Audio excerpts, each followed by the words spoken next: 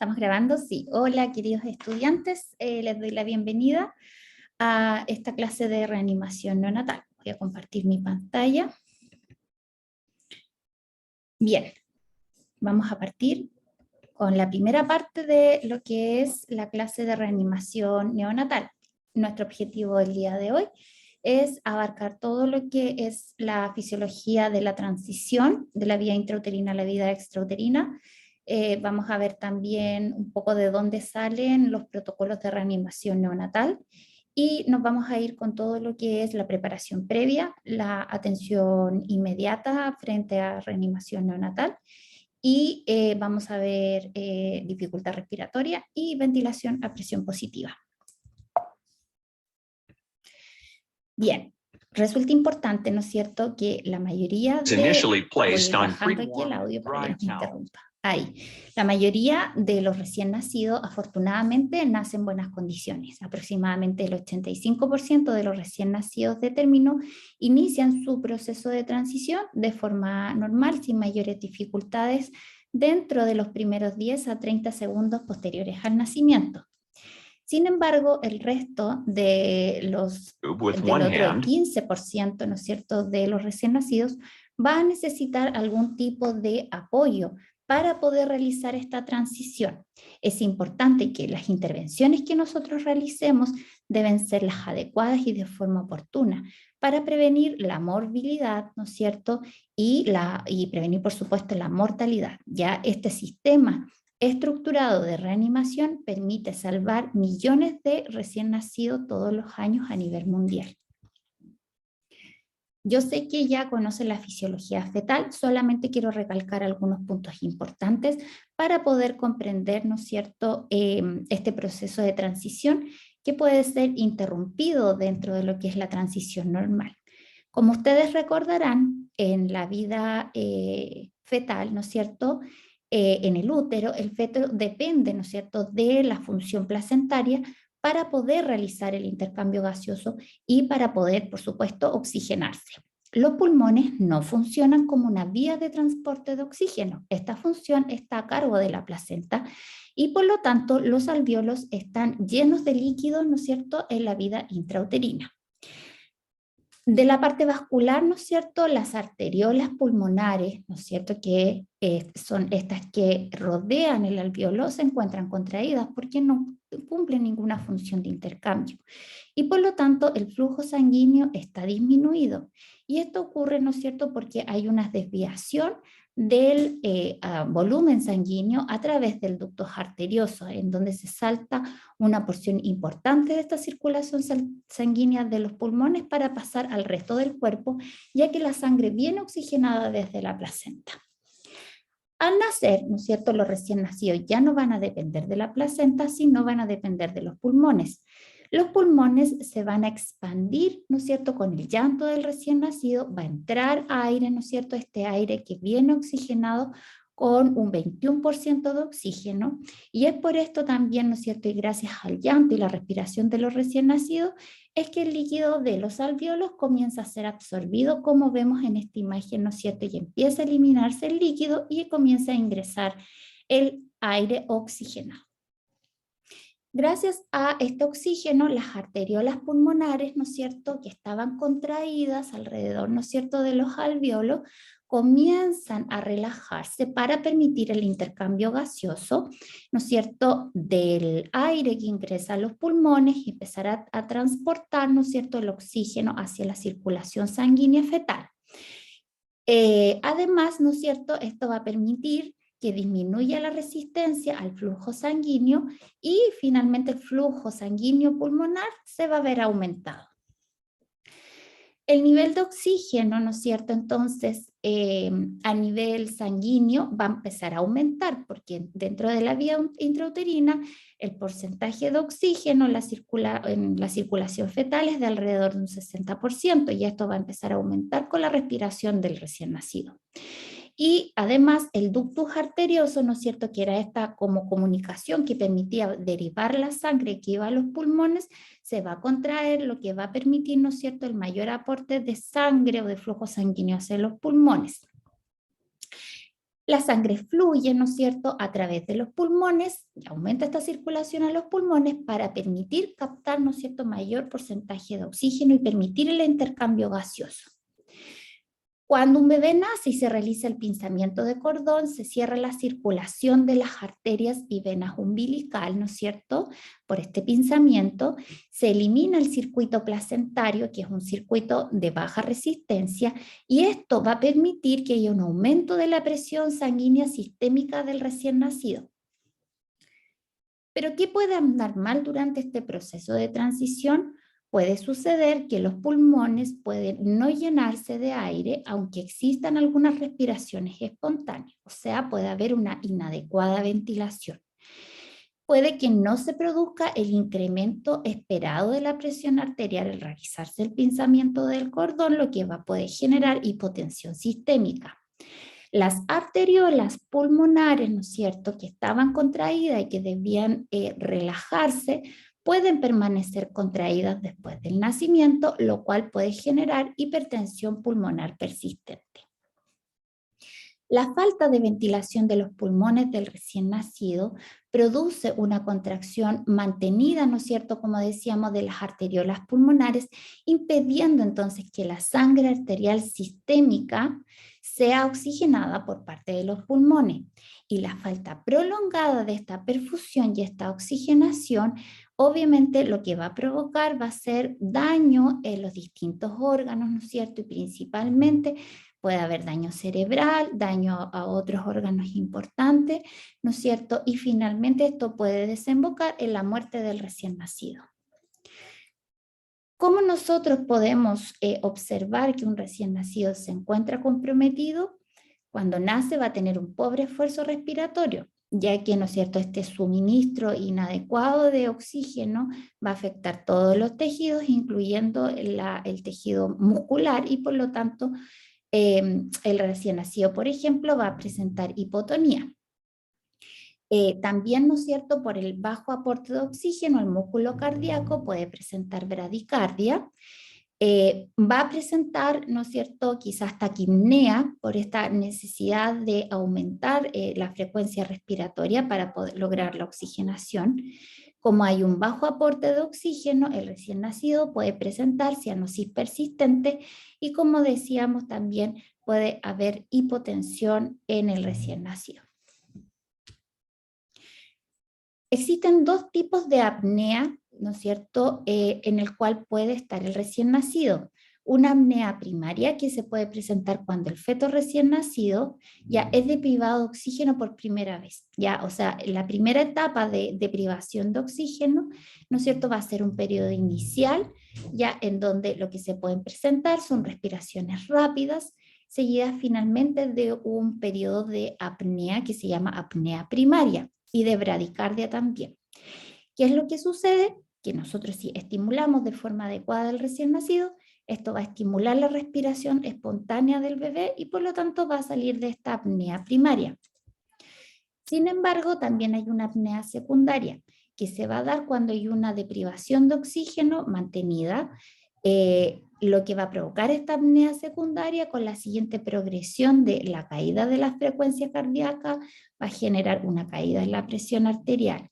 ¿Y qué va a suceder? Que las maniobras que nosotros realicemos, por ejemplo, si nosotros solamente estimulamos al bebé, el bebé no va a salir de esta apnea secundaria porque la deprivación de oxígeno es importante y por lo tanto nosotros deberíamos garantizar, ¿no es cierto?, una ventilación adecuada de este bebé para poder sacarlo de este periodo de apnea secundaria. ¿Cuál es el punto? El punto es que cuando nace un bebé, nosotros no vamos a saber si él está en un periodo de apnea primaria o apnea secundaria. Y es por lo tanto que todos los procedimientos que nosotros vayamos realizando, ¿no es cierto?, van siendo progresivos, ya para alcanzar la adecuada ventilación del bebé. ¿Ya? Eso. Bien, frente a esta situación, ¿no es cierto?, de bebés que no tienen una transición fisiológica de la vía intrauterina a la vía extrauterina y que requieren reanimación, ¿no es cierto?, para lograr este proceso, es que existen protocolos a nivel mundial de reanimación neonatal. En Chile principalmente nos basamos en las guías internacionales de la Academia Americana de Pediatría y la Academia Americana del Corazón, ya que actualmente se encuentra en su 8ª edición y es la que les voy a presentar el día de hoy. Existen otros protocolos, si ustedes quieren conocer, que son muy similares, la verdad, como por ejemplo de la Academia Española de Pediatría, me parece que hay, y hay otras guías más a nivel mundial. Ya, pero nosotros habitualmente las que más conocemos y seguimos es esta que es estadounidense.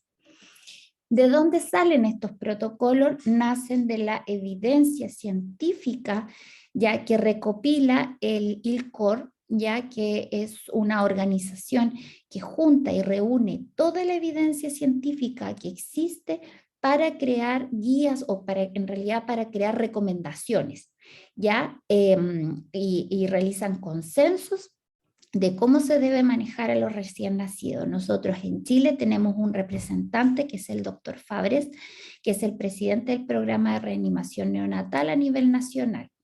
Ya, entonces las distintas como academias toman estas recomendaciones y generan guías y protocolos. Bien, entonces el diagrama de flujo del programa de reanimación neonatal es el que está presente aquí. Como ustedes podrán ver, es como un algoritmo ya y una secuencia de actividades que se van realizando desde antes, desde que el bebé nazca, ya hasta cuando logramos su estabilización. ¿Por qué existe ¿por qué existe un algoritmo? ¿Por qué existe como estas secuencias de pasos que son sumamente estandarizados? Finalmente, ¿no es cierto? Porque nos van a permitir ir realizando una respuesta que sea ordenada, ¿ya? Aquí no hay improvisación, ¿ya? Uno debería saber cómo poder actuar frente a lo que le está sucediendo al bebé y todo el equipo debería actuar de la misma manera. Estos algoritmos describen entonces los pasos, cómo vamos a ir evaluando y los procedimientos que vamos a ir realizando. Como les decía, es una respuesta que es organizada y es secuencial, perdón.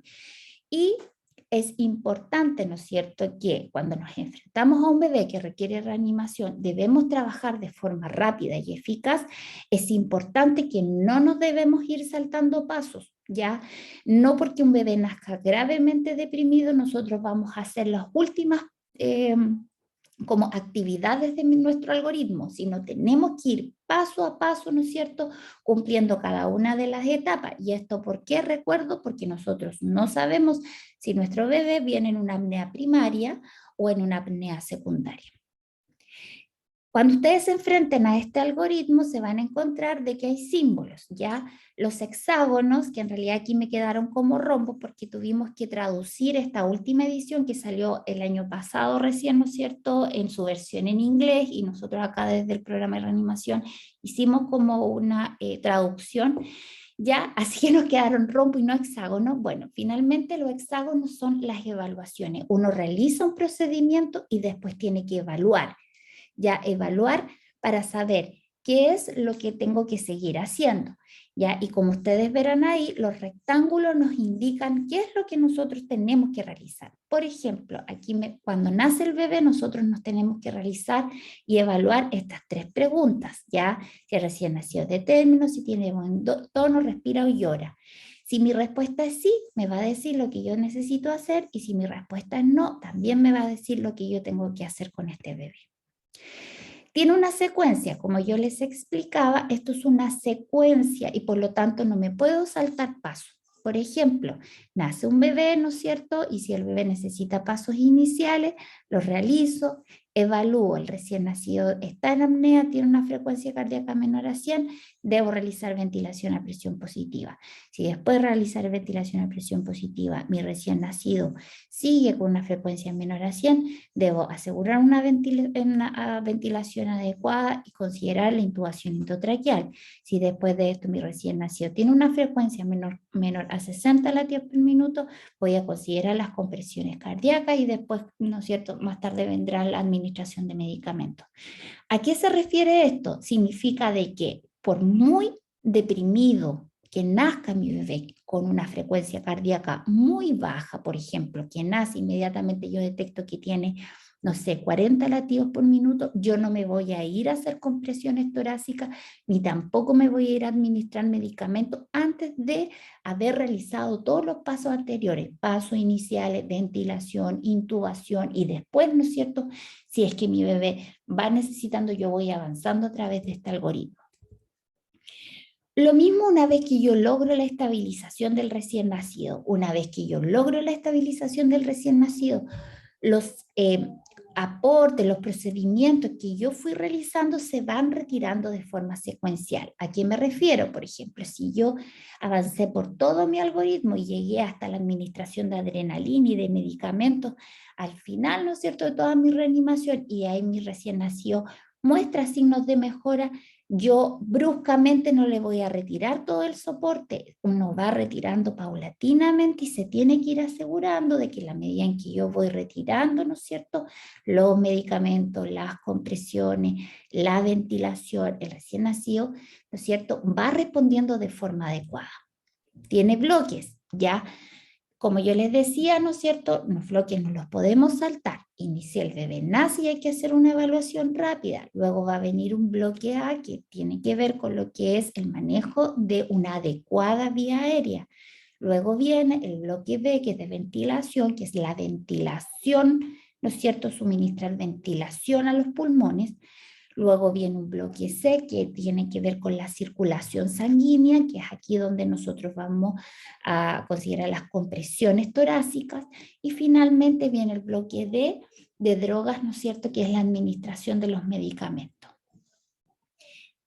Es importante que dentro de todos los años que lleva estos programas de reanimación se dieron cuenta en las últimas ediciones que nos tenemos que preparar antes de que se produzca el parto. Antes todos los programas partían desde que nacía el bebé y ahí nos dábamos cuenta que venía mal y empezábamos con la reanimación. Pero se dieron cuenta que así como la misma reanimación frente al bebé era importante, también era importante cómo nos preparábamos, porque si no estábamos bien preparados, el éxito de la reanimación, ¿no es cierto?, podía estar en peligro porque no teníamos todo lo necesario para entregarle el soporte al bebé. Por lo tanto, el primer bloque aquí, que se ve muy chiquitito, pero aquí yo se los tengo ampliado, es todo lo cómo nos preparamos frente, ¿no es cierto?, a la posible llegada de un bebé. Y aquí nos va a decir tres cosas que nos parecen muy extrañas, como asesoramiento prenatal, exposición informativa para el equipo de reanimación y verificación del equipo. Y la verdad es lo que nosotros realizamos de forma rutinaria o lo que deberíamos realizar de forma rutinaria frente, ¿no es cierto?, a cuando se va a producir cualquier nacimiento. Y probablemente muchas de las cosas que yo voy a nombrar el día o en esta parte, ustedes ya las conocen por sus clases, ¿no es cierto?, de atención inmediata. Asesoramiento prenatal tiene que ver con que yo debo conocer todos los antecedentes, tanto prenatales como del intraparto, ¿no es cierto?, del trabajo de parto, por ejemplo, incluyendo todas las complicaciones maternas, los medicamentos, los factores de riesgo que pueda tener esta gestante. Y es lo que nosotros realizamos. Habitualmente hay una ficha, ¿no es cierto?, que nosotros vamos completando previo al nacimiento. Nosotros deberíamos acercarnos al personal de obstetricia, ¿no es cierto?, nosotros como encargados de lo que es la atención inmediata, ¿ya? O como equipo de reanimación, ¿no es cierto? Y deberíamos ir a buscar todos estos antecedentes. Si bien son muchos antecedentes lo que podemos recabar, desde, no sé si la señora es casada, qué edad tiene, etcétera, etcétera. Hay 4 preguntas que son fundamentales y jamás deben faltar cuando yo me voy a enfrentar a un nacimiento. La primera pregunta es, ¿cuál es la edad gestacional esperada? Porque no es lo mismo, ¿no es cierto?, que nos tengamos que preparar para una gestación de término sobre 37 semanas a un recién nacido prematuro o sobre todo un prematuro extremo. Saber cómo está el líquido amniótico, ya, porque también sabemos que no es lo mismo que vaya a ser un líquido claro, ¿no es cierto?, transparente, versus, ¿no es cierto?, que haya tinte meconial, meconio espeso, ¿no es cierto?, o por ejemplo que hubiera una corioamnionitis, etcétera.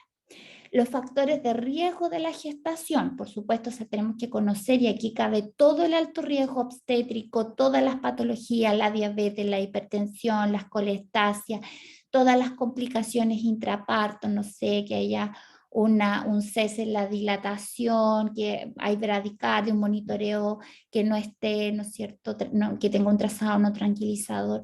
Todo cabe dentro de esta pregunta. ¿Y cuál va a ser nuestro plan de manejo del cordón umbilical? Y esta última pregunta es una pregunta nueva, ¿no es cierto?, que viene incorporada en esta última edición, porque también, ¿no es cierto?, la evidencia indica que aquellos recién nacidos que no presentan factores de riesgo puntuales, que los vamos a ver ahora a continuación, ya no requieren pinzamiento inmediato y se debe hacer pinzamiento tardío.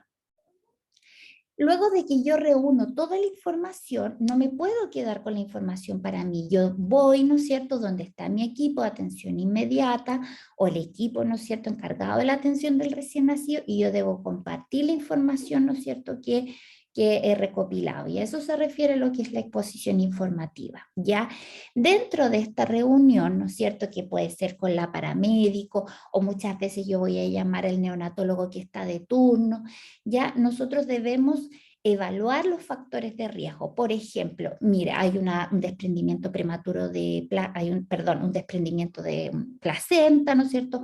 La usuaria está sangrando. Entonces, esos factores de riesgo yo evaluar. Entonces, tenemos que estar preparados. ¿Qué vamos a tener, no es cierto? Vamos a tener suero fisiológico, vamos a llamar a la unidad de medicina transfusional, vamos a necesitar glóbulos rojos, etcétera. Es importante identificar quién va a ser el líder del equipo, y esto es súper importante porque muchas veces nosotras como matronas y matrones somos los que recibimos el recién nacido, y si nosotros somos la persona que tiene más habilidades, más capacidades, vamos a ser el líder, pero puede que en algún minuto de la reanimación, esta reanimación requiera avanzar y nosotros necesitemos llamar, por ejemplo, al neonatólogo o a un anestesista que nos ayude con la intubación. Entonces, la persona que tiene más habilidades dentro del proceso de reanimación es la que va a llevar el liderazgo. Entonces, yo puedo iniciar la reanimación, puedo llegar, por ejemplo, hasta ventilación a presión positiva, pero si ya necesito intubar, necesito, ¿no es cierto?, va a llegar otra persona que va a saber, ¿no es cierto?, que en ese minuto ella va a asumir el liderazgo de la reanimación. Como les decía, ¿no es cierto?, frente a los factores de riesgo, nos vamos anticipando las complicaciones. Hay un sangrado, mi recién nacido puede nacer choqueado, ¿no es cierto?, por una hipovolemia. Tengo que tener preparado el suero, los glóbulos rojos, la adrenalina, etcétera. Tengo que delegar tareas. Todos tenemos que saber qué es lo que vamos a realizar, porque no nos podemos andar chocando y tratando de hacer toda la reanimación, porque eso es imposible. Yo como matrona a lo mejor recibiré el bebé, ¿no es cierto? Mi TENS me estará esperando, ambas, ¿no es cierto?, ella me va a ayudar para secar, estimular, y si es necesario ella me va a controlar a lo mejor la frecuencia cardíaca, va a llamar al neonatólogo en caso de ser necesario, va a instalar el oxímetro, yo voy a iniciar la ventilación a presión positiva. O sea, todos sabemos. Yo cuando llamo al neonatólogo le aviso, ¿no es cierto? Y él tiene que saber cuál va a ser su función. Cuando él llegue va a intubar, cuando él llegue, ¿no es cierto?, a lo mejor va a estar a cargo de, no sé, el administrador, colocar el catéter umbilical, etcétera. Ya, siempre es importante, idealmente debería haber una persona que su única función sea ir anotando. ¿Y por qué? Porque va a llegar, por ejemplo, ¿no es cierto? O cada proceso tiene un tiempo, ¿ya? O sea, por ejemplo, si yo voy a realizar a ventilación a presión positiva, son 30 segundos de ventilación a presión positiva de forma efectiva, ¿no es cierto? Y alguien tiene que llevar ese tiempo. O si, por ejemplo, van a colocar un tubo endotraqueal, eso también tiene un tiempo para ser realizado. Entonces, la persona que está colocando el tubo no puede ir contando el tiempo. Por eso es importante que alguien vaya tomando el tiempo y avisando. Se cumplió el tiempo, se pasaron los 30 segundos, pasó un minuto, ya se cumplieron 3 minutos desde la administración de la adrenalina.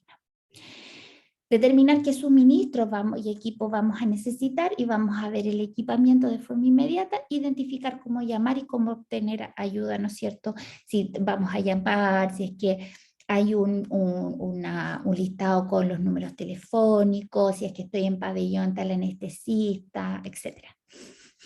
Bien, la verificación del equipo antes de que nazca. Existen estos checklists. Sería ideal y sería maravilloso de que siempre, y esto fuera como parte de la documentación, que debería idealmente ir incluida dentro de lo que son las fichas de atención del recién nacido, en donde se pueda ir, ¿no es cierto?, revisando este equipamiento e ir marcando que está todo ok antes del nacimiento del bebé. ¿Qué vamos a necesitar, ¿no es cierto?, y qué debemos revisar? Yo voy a llamar a lo mejor a mi TENS y le voy a decir, revisemos, ¿no es cierto?, se va a producir un parto, revisemos qué es lo que tenemos, ¿no es cierto?, o qué es lo que podemos necesitar. Lo primero que vamos a hacer previo a que nazca el bebé es, ¿no es cierto?, dirigirnos a nuestra cuna de atención inmediata y encenderla y comenzar a precalentar la cuna. Ya estas cunas, a lo mejor ustedes ya la conocen, ¿no es cierto?, tienen una función, hay muchas cunas que tienen muchísimas funciones, hay unas bien básicas que solamente nos otorgan calor y hay otras que podemos hacer absolutamente todo con la cuna, ¿ya? Pero lo que debemos hacer, ¿no es cierto?, es que vamos a tener este espacio que tiene que estar precalentado. Junto con empezar a calentar la cuna, debemos empezar a calentar las toallas, las mantas calientes. Idealmente, tener conectada a la cuna, si es posible, ¿no es cierto?, estos sensores de temperatura, ya para que nos vaya dando un registro continuo de la temperatura corporal del bebé, ya un gorrito, que también es importante, idealmente una vez que nace el bebé y lo sequemos, colocarle un gorrito para evitar las pérdidas el aumento de las pérdidas de calor. Ya en aquellos recién nacidos menores a 32 semanas, los recién nacidos cuando nacen no se secan y se colocan dentro de una bolsa o envoltorio plástico. Ya esto está demostrado que mejora la termorregulación en estos prematuros. Y también para ellos, ¿no es cierto?, pudiera ser que esté disponible colchones térmicos, son verdaderos escaldazonos, ¿no es cierto?, como calientacamas que se pueden colocar bajo el bebé y lo que van a hacer, ¿no es cierto?, es ir aportando calor de forma continua.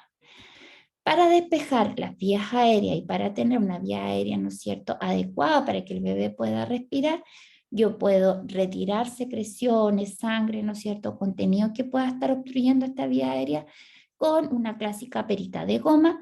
También hay sondas de succión, 10, 12 French aproximadamente, como para lo que es aspiración, ¿no es cierto?, de secreciones en boca y nariz, que tienen que ir conectadas a un dispositivo que es de succión, ¿ya? Esta máquina, ¿no es cierto?, es la que genera como el vacío. Es importante, chiquillos, de que ustedes conozcan los distintos tipos de sonda, porque es distinto una sonda de aspiración, que ustedes la van a reconocer porque tienen como este orificio lateral, ya en donde nosotros debemos ocluir para que se genere la succión, eso, ya, pero no la podemos confundir con un tubo endotraqueal, una sonda orogástrica, porque son cosas totalmente distintas. Es importante que este sistema, que esta succión, vaya a estar fijado ya entre 80 y 100 milímetros de mercurio, ¿ya? Existen distintos dispositivos, ¿no es cierto?, que generan como este vacío. Hay unos aspiradores que son como tipo portátiles, pero también hay cunas de reanimación que traen incorporada la aspiración. Y también está el aspirador de meconio. Aquí hay una cuna que les coloqué, que esta es la parte, ¿no es cierto? Esta se ve como el manómetro de presión. Entonces uno conecta, ¿no es cierto?, conecta una válvula que va conectada a la sonda de aspiración y nosotros podemos revisar cuál es la presión que está ejerciendo este circuito.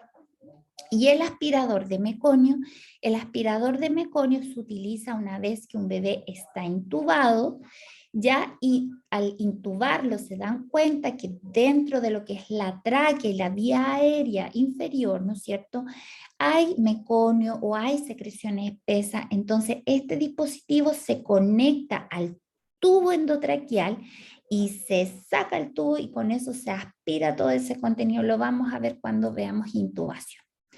Para ocultar, ¿no es cierto?, tenemos el clásico estetoscopio. Para ventilar los pulmones, ya vamos a necesitar un flujómetro. Tengo videos después, ¿no es cierto?, de cómo preparar el flujómetro, que es el que nos va a dar como la presión de los gases, o en realidad la cantidad y la velocidad de los gases con los que se va a salir. Ya, idealmente en neonatología tenemos que trabajar con un mezclador de oxígeno, ya que, y lo vamos a ver también, idealmente no debemos trabajar con oxígeno al 100%. Ustedes van a tener una conexión que va al oxígeno, que viene al 100%, y va a haber una conexión al aire, ¿no es cierto?, que trae oxígeno al 21%, y esto se mezcla, y ahí yo le voy a ir otorgando, ¿no es cierto?, al recién nacido, ¿no es cierto?, la cantidad de oxígeno que él va a requerir. Cuando yo quiero realizar ventilación de los pulmones, ya ventilar los pulmones, inicio, y la evidencia me indica que los recién nacidos, ¿no es cierto?, mayores a 35 semanas, yo puedo iniciar la ventilación con oxígeno al 21%. ¿Qué significa eso? Como con el oxígeno prácticamente que hay en el aire ambiental.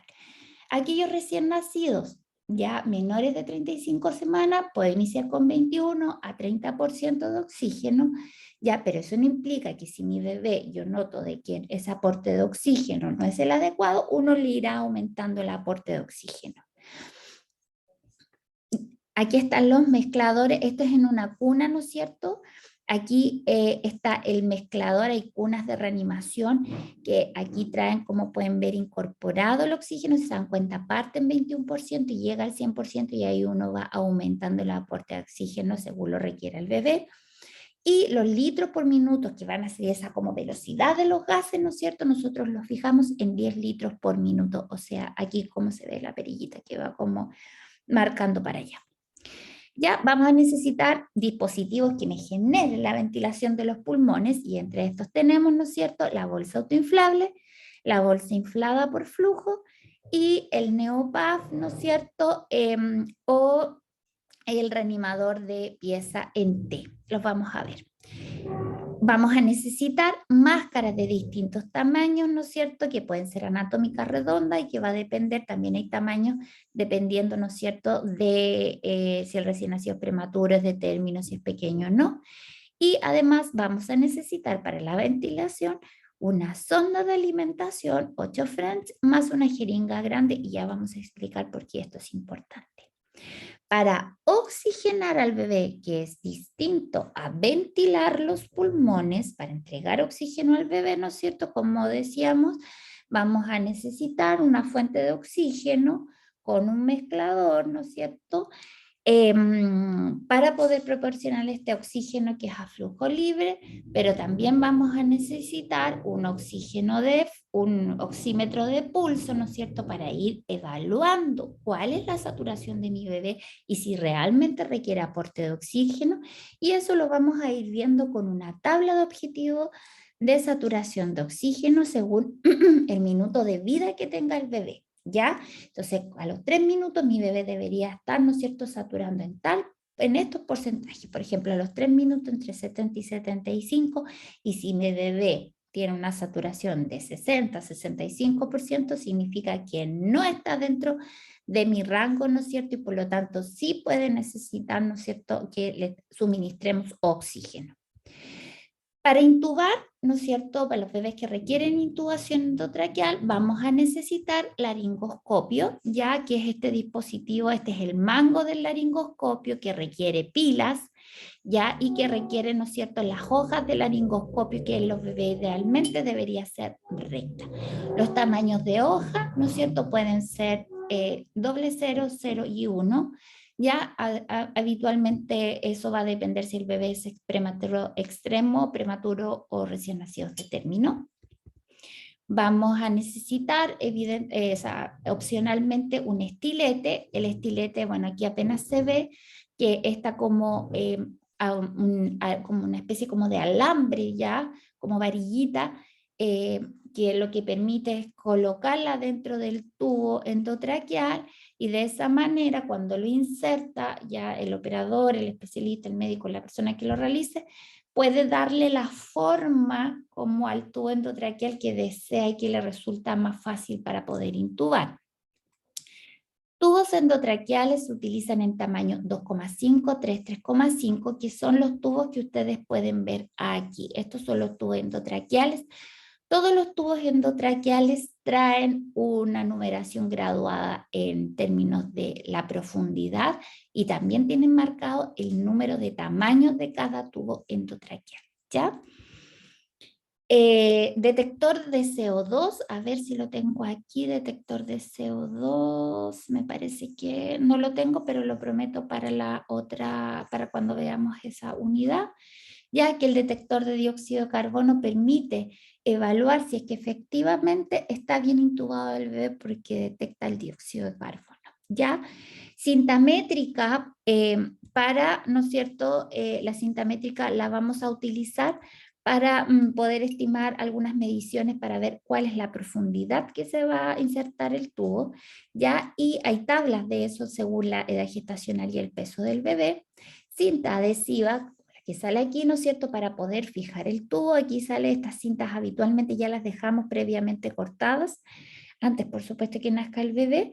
Y esto es importante, ¿no es cierto?, saber de que hay distintas formas. Ya esta es como en H, pero hay otra forma que es como en pantalón, ya en donde, imagínense que fuera como la mitad de esto nomás, ya, y ahí, ¿no es cierto?, se fija la tela a la como comisura de la boca y la otra parte se fija el tubo para que después el tubo no se vaya a mover. Tijeras para cortar y máscara laringia, ¿no es cierto? En caso de que no me resulte mi intubación, la máscara laringia es un tipo de intubación como alternativa, ¿ya? Todo esto lo vamos a ver en la parte de intubación. Necesitamos suministros para dar medicamentos, ¿ya? Los medicamentos que utilizamos principalmente es la adrenalina, ya no se ocupa esta nomenclatura de 1 a 10.000, sino ocupamos adrenalina, ¿no es cierto?, de 0,1 miligramo por ml. Vamos a necesitar solución salina, tanto para preparar la solución madre, que también lo vamos a ver, como en caso de que necesitemos utilizarla como expansores de volumen. También se utilizan como expansores de volumen, unidades de glóbulos rojos, sangre 0RH negativo, y todo lo necesario para poder instalar un catéter venoso umbilical de emergencia. Por lo tanto, existen como estas bandejas ya que son de cateterismo y que viene lista con todo lo necesario. Ese es un catéter umbilical, otro tipo de sonda, ¿no es cierto?, de catéter que deben identificar ustedes, ¿ya? Habitualmente estos vienen como con una cubierta rígida encima que desde ahí se extrae esta sonda para ser instalada. Ya ahí tenemos la adrenalina, ¿no es cierto? Las ampollas vienen habitualmente de 1 ml, los expansores ya lo dijimos. Ya, y estos son los suministros que deberíamos tener para instalar un catéter umbilical, guantes estériles, una solución antiséptica para limpiar el área donde se va a trabajar, ya una cinta umbilical o tela para poder fijar, ya una pinza, force, escapelo, lo vamos a ver cuando veamos la parte de cateterismo, los catéteres umbilicales que vienen en medida 3,5 y 5 French, llaves de paso, ¿no es cierto?, de 3 días, jeringas, ya soluciones salinas, etcétera. Importante que todas estas cosas que vimos de todos los suministros, ya cuando tengo un parto que no tiene ningún factor de riesgo, ya un embarazo fisiológico, un trabajo de parto fisiológico, ya un bebé que muestra una buena respuesta, por ejemplo, al trabajo de parto, si no tengo factores de riesgo, tengo que tener todo mi suministro y todo mi equipamiento a mano, pero no es necesario muchas veces tener, por ejemplo, preparada la adrenalina o tener glóbulos rojos listos para ser administrados, ¿ya? Porque finalmente las posibilidades finalmente son menores. Pero ojo, porque a veces esos bebés que vienen sin factores de riesgo igual pueden tener un evento hipóxico en el último momento y pueden, ¿no es cierto?, necesitar reanimación. Ahora, como les digo, si no tiene factores de riesgo, todos los suministros de equipo tienen que estar a mano y funcionando y haberlos probado que esté todo ok. Ahora, cuando que me voy a enfrentar a un parto, con una gestación, con factores de riesgo, cualquier cosa del alto riesgo obstétrico, tengo que tener todos los suministros y equipos que tienen que estar a mano, que tienen que haber sido verificados, pero también tienen que estar disponibles para ser usados de forma inmediata. O sea, todo listo y a mano para llegar, sacar, utilizar. Ya, o sea, si por ejemplo yo sé que hubo un sangrado, tiene que estar listo mi equipo de cateterización, tengo que tener lista mi solución madre, tengo que tener lista las dosis de adrenalina, tengo que tener todo listo, llegar y ocupar, y ocupar, y ocupar. ¿Ya? Es importante, ¿no es cierto?, que ustedes cuando se enfrentan a una unidad tienen que conocerla de forma perfecta, porque ha pasado en algunas reanimaciones que el médico o cualquier persona solicita un insumo y, y empiezan a buscar cajón por cajón, cajón por cajón, no tienen ni idea de dónde están. Tienen que conocer cómo funciona la cuna de reanimación, tienen que conocer cómo funciona el incubador allá y saber dónde están todos los elementos. ¿Cómo pedir ayuda? Habitualmente en las unidades están, es como estos papelitos pegados, ¿no es cierto?, con todos los números telefónicos o quién además está de turno, quién es neonatólogo, el que está de turno por fecha y cómo llamar a las distintas unidades de apoyo. Es importante entonces anticiparse, ¿no es cierto?, reunir mi personal. ¿Y qué personal tiene que estar presente para cada parto? La recomendación internacional es que si tengo un bebé que no tiene ningún factor de riesgo, ya debe haber por lo menos una persona que esté absolutamente dedicada al manejo del recién nacido y que no tenga ninguna otra responsabilidad y que esta persona tenga las habilidades para iniciar la atención con los pasos iniciales de la reanimación y poder dar ventilación a presión positiva. ¿Ya? Ahora,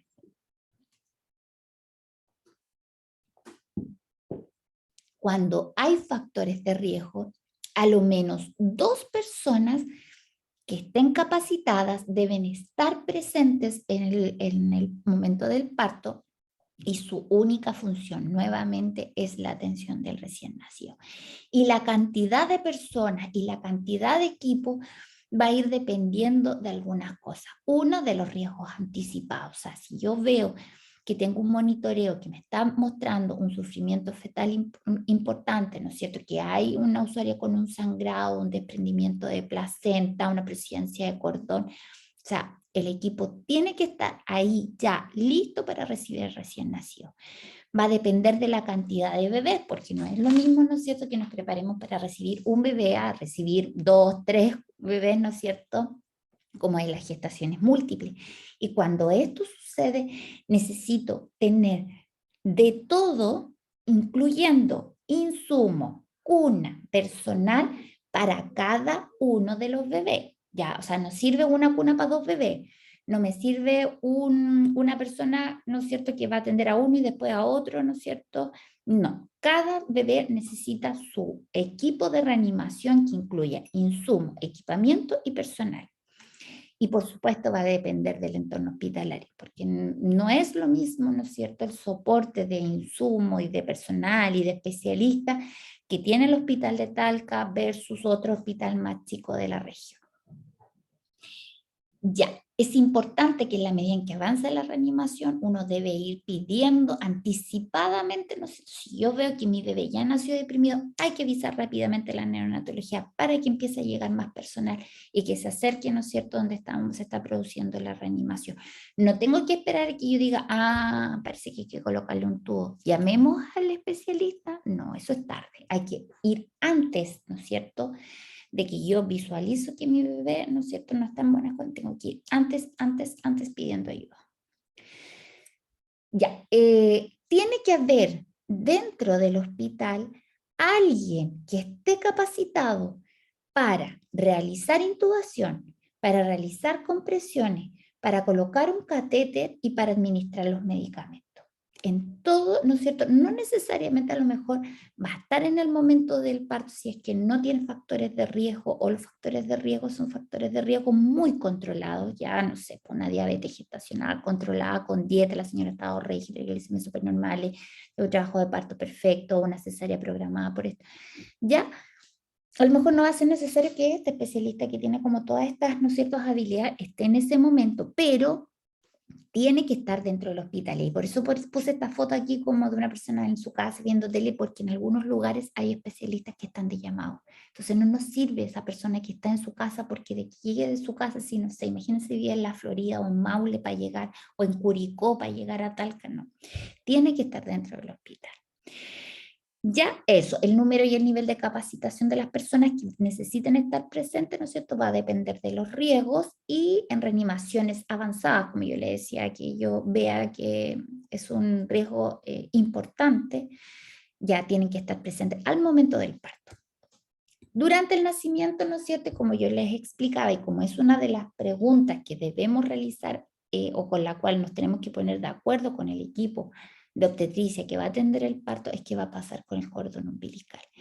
Antiguamente se clampeaba todos los cordones, apenas nacía el bebé, ¿no es cierto? Se cortaba rápidamente el cordón para, ¿no es cierto?, ser entregado a su madre o al equipo de atención inmediata, pero hoy en día se sabe que el aporte, ¿no es cierto?, la volemia del recién nacido tiene un impacto, ¿no es cierto?, si yo lo corto de forma precoz y por lo tanto, ¿no es cierto?, es importante poder retrasarlo.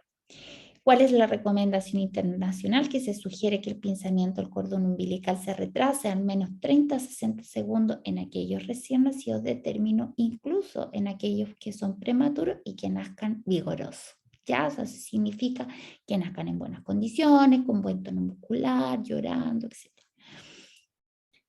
Ahora, ¿en quiénes se debe hacer ya pinzamiento inmediato del cordón umbilical?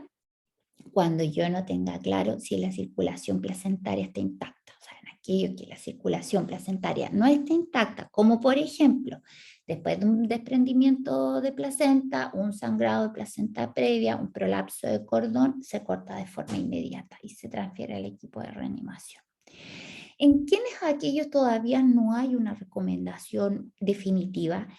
Y por lo tanto se tiene que ir evaluando caso a caso, por ejemplo, en aquellos que las gestaciones múltiples, en recién nacidos que no nacen vigorosos, ya que eventualmente aquí esta recomendación dice que ustedes podrían, ¿no es cierto?, sin clampear el cordón, hacer los pasos iniciales ahí mismo, ¿no es cierto?, la madre estimular, secar y ver si el bebé responde rápidamente porque venía en una apnea primaria, ¿no es cierto? Si no responde, clampear y llevarse. Ya, pero todo esto es caso a caso porque hay que evaluar si hay otros factores de riesgo de por medio. La restricción de crecimiento intrauterino, alguna placentación anormal, por ejemplo, una placenta de inserción baja, oclusiva, ya, o con alguna ecografía que presente una alteración en el Doppler de la arteria uterina, ¿ya? Bien, clampeamos el cordón, ya sea precoz o de forma inmediata, y nos enfrentamos a nuestro recién nacido. Entonces, partimos con el primer bloque. El primer bloque es de evaluación rápida. ¿Cuál es mi pregunta en este momento? O sea, ¿a dónde me lleva este bloque? Es a saber si mi bebé permanece con la madre o me lo tengo que llevar, ¿no es cierto?, para realizar la atención inmediata. Y para esto yo tengo que determinar si mi bebé nació de forma vigorosa o no. Y para yo poder determinar esto, me tengo que plantear 3 preguntas, ¿ya? Si mi bebé es de término, si tiene buen tono, si respira o llora. Si las 3 respuestas es sí, yo no le puedo quitar a esta madre y a este recién nacido los millones de beneficios que tiene, ¿no es cierto?, el contacto piel a piel, la lactancia materna, el apego, etcétera. La hora de oro está mega multiestudiada, ¿no es cierto? Y por lo tanto, este bebé, ¿no es cierto?, debe ir con su madre. Le voy a sacar el ruido, quería que llorara el bebé. Ya tenemos un bebé que está llorando, ¿no es cierto?, que está vigoroso. ¿Qué es lo que tenemos que hacer? Hacemos todo, ¿no es cierto?, todo lo que es la atención inmediata ahí junto a su madre. O sea, permanece con su mamá.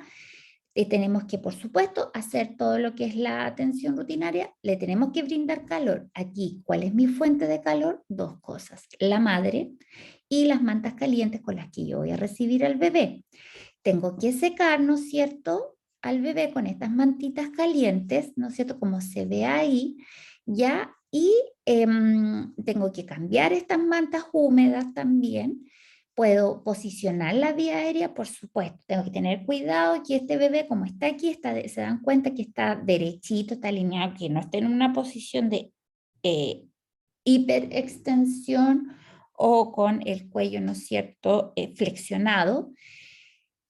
Puedo despejar las vías aéreas, por supuesto, lo podría hacer con los mismos, las mismas mantitas, la tomo y le limpio la boca y la nariz para sacar alguna secreción que pudiera estar presente, o puedo utilizar una perita de goma, siempre y cuando el bebé lo necesite. No es siempre limpiar la boca y la nariz del bebé, solamente si yo observo que hay secreción y que al llorar eso le dificulta como una buena vía aérea, ahí yo limpio secreciones. Y lo más importante, chiquillo, aquí es que la evaluación es continua. Este bebé que nació perfecto está en un proceso de transición. Por lo tanto, yo no me puedo descuidar y no puedo perder de vista que este bebé puede presentar un deterioro repentino de su condición o eventualmente, ¿no es cierto?, presentar, por ejemplo, cianosis persistente. Ya, eso entonces, eso era si mis 3 preguntas era si se va con su madre. ¿Qué pasa si alguna de estas 3 preguntas es no? O sea, no es de término, tiene buen tono, no tiene buen tono, o no respira o no llora, ¿no es cierto? Lo que tenemos que hacer es pasar al bloque de la vía aérea, ¿ya? Y aquí están los 5 pasos iniciales, ¿ya? ¿Qué es el objetivo de este bloque? Establecer una vía respiratoria para apoyar la respiración espontánea, ¿ya? Por lo tanto, ¿qué es lo que voy a hacer aquí, no es cierto? Como veíamos, ¿no es cierto? En la diapositiva anterior, muchas de las mismas cosas. Pero ahora, para calentar, yo voy a ocupar como fuente de calor, ¿no es cierto? Mi cuna. Ah, verdad que tengo diapositiva. Entonces aquí lo que tengo que hacer es calentar, secar, estimular, cambiar mantas húmedas, que se lo coloqué adicional aquí porque no sale la traducción, posicionar la vía aérea, despejar si fuera necesario y luego de esto evaluar. Y aquí vamos. Calentar. ¿Cómo yo voy a proporcionar calor en este caso? Voy a ocupar mi cuna de reanimación como fuente de calor, las mantitas que yo voy a recibir y que lo voy a secar y se la voy a cambiar por una mantita seca. Le voy a conectar, ¿no es cierto?, el sensor de temperatura si tuviera disponible, ¿no es cierto? Le voy a colocar un gorrito y en aquellos recién nacidos que son prematuros, ¿no es cierto?, menores de 32 semanas, se envuelven en esta bolsa plástica y si tengo, le coloco un colchón térmico. Ya debo, como veíamos, ¿no es cierto?, secar, ahí ven, y cambiar las mantas. Cuando yo seco al bebé, el secado es un proceso, es una estimulación para el bebé. También yo puedo frotar la espalda. Algunas recomendaciones de versión anterior decía dar pequeños golpecitos en la plantita de los pies, ¿no es cierto?, en la palma de las manos, pero no es más que eso. Yo no sacudo al bebé, ni tampoco le doy la palma por el poto como se hacía, ¿no es cierto?, como en la época del, no sé, de la época no sé, de la prehistoria. Ya no, es bastante, ¿no es cierto?, controlada la estimulación, ya por eso ya simplemente con el secado estamos hablando de que estamos estimulando al bebé, cambiar las mantas. Luego de que yo seco, ¿no es cierto?, y estimulo y cambio las mantas, debo posicionar la vía aérea del bebé, ¿ya? La primera imagen muestra una hiperextensión de la cabeza. Yo los invito, cuando vean este video, aquí tienen la cabeza bien atrás, traten de respirar. Miren cómo se corta la respiración porque se bloquea la vía aérea, ¿ya?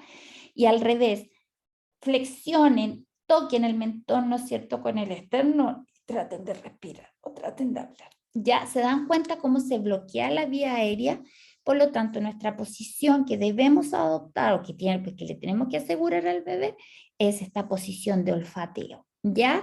Que es una, como dice olfateo, es como cuando uno hace, no es más que eso. Ya a veces sucede que los bebés nacen con deformaciones plásticas, sobre todo en la parte del occipucio, los bebés que nacen por parto vaginal, y entonces cuesta mucho porque como tienen esta prominencia en la parte occipital, tiende a hacer la flexión. ¿Cómo se puede resolver esto? Se enrolla un tuto y se coloca bajo los hombros, ¿ya? Así que eso me ayuda como a lograr esta posición. Eliminar secreciones si fuera necesario. Yo ya les decía que no en todos los bebés es necesario. Si yo observo que hay meconio, que hay secreciones espesas, que el bebé llora y como que le llega a sonar esas secreciones dentro, hace como gargarita, ¿no es cierto? Hay que eliminar estas secreciones. Ya les tengo este video que les quiero mostrar. Miren, ¿cómo es la correcta técnica? Presiono la pera para eliminar el aire dentro y primero la voy a posicionar en la boca y aspiro secreciones de la boca. Algo que aquí no se nota mucho, pero que es bueno realizar es lateralizar la cara hacia un lado para que se junten las secreciones en la mejilla y yo en vez de aspirar hacia la faringe, aspiro hacia la mejilla. Y esto es importante porque la aspiración profunda y brusca, ya en la parte posterior de la boca, o sea, cerca de la faringe, puede provocar un reflejo vagar en el bebé y que el bebé me haga apnea o me haga bradicardia. Así que ojo con la aspiración, ya aspiramos primero boca, se elimina lo que yo aspiré y luego una narina, elimino y la otra narina. Aquí lo van a ver en el video, ¿ya? Ahí se ve boca, elimina, narina 1, elimina, narina 2, elimina. Quiero parar aquí un poquito porque lo que ustedes van a ver ahora es lo que no se debe hacer. Fíjense en lo brusca que es esta persona al aspirar la faringe posterior. Miren, ella hace como unos movimientos así, miren. Ya, eso no es correcto. Ya, así, no, ya. Usted no lo haga. ¿Qué pasa con el líquido teñido con meconio? Como muestra esta imagen, ya años anteriores se recomendaba que un bebé que nacía, o sea, cuando yo estudié, imagínense, todo este año atrás, cuando un bebé nacía a través de un líquido teñido por meconio, nosotros tomábamos, el bebé nacía y de inmediato uno lo llevaba a la cuna y estaba el especial neonatólogo listo para intubar y aspirar de forma inmediata la tráquea. Se intubaba el bebé, se introducía el tubo endotraqueal, se conecta al aspirador de meconio, que se los voy a mostrar ahora detalladamente, y se aspiraba todo el contenido de la tráquea antes de hacerle nada al bebé. Ya, miren, eso está totalmente obsoleto. Miren, ahí se está intubando el bebé, ahí, ese era el estilete, ¿ya? Y ahí le están conectando eso, el que se ve ahí que le conectaron al tubo endotraqueal, es el aspirador de meconio. Y luego se conecta al sistema de succión, que acuérdense que está fijado en 80-100 milímetros de mercurio. ¿Ven? Ahí lo conectan al sistema de aspiración y retiran todo. Y listo. ¿Ya? Bien, ahí se ve con el aspirador de meconio cómo se retira todo. ¿Ya? Esto, en este momento, apenas nace el bebé, en los pasos iniciales ya no se hace. ¿Ya? ¿Cuándo se realiza esto y cuándo se podría realizar? Cuando yo quiero ventilar a mi bebé y no logro establecer una ventilación adecuada porque efectivamente la vía aérea del bebé, la tráquea y la vía aérea inferior está obstruida por meconio o por secreciones espesas. Solo ahí estamos hablando del bloque de ventilación y cuando hablemos de intubación. Pero en este minuto, cuando mi bebé acaba de nacer, no se realiza aspiración de la tráquea, intubación y aspiración de la tráquea de rutina. Ya, si el bebé nace vigoroso, y aunque nació por un líquido teñido por meconio, puré de arveja, del color que ustedes quieran, no sé, si el bebé nació bien, buen tono muscular, llorando, activo, se va con su madre, le limpiaremos el meconio y si es necesario le limpiamos lo que quede dentro de la boca, la nariz, con la perita, con la sonda, con lo que sea necesario, pero no intubación. Ya, eso. Si es necesario, pera de goma, sonda también estaría bien, mantita también estaría bien, pero no intubación. Una vez que realizamos nuestros pasos iniciales, tenemos que irnos, ¿no es cierto?, a evaluar ya cómo nos fue con nuestra primera parte, ¿ya? Entonces, ¿cuál es ahora mi pregunta una vez que termino los pasos, estos pasos iniciales, que no deberían demorarse más de 30 segundos? Es si mi recién nacido está en apnea, ya, o sea, no respira, boqueo, que son respiraciones entrecortadas, pero que no ingresa aire, que es, el bebé abre la boca como un pescadito, ya, pero no está respirando, o tiene una frecuencia cardíaca menor a 100 latidos por minuto.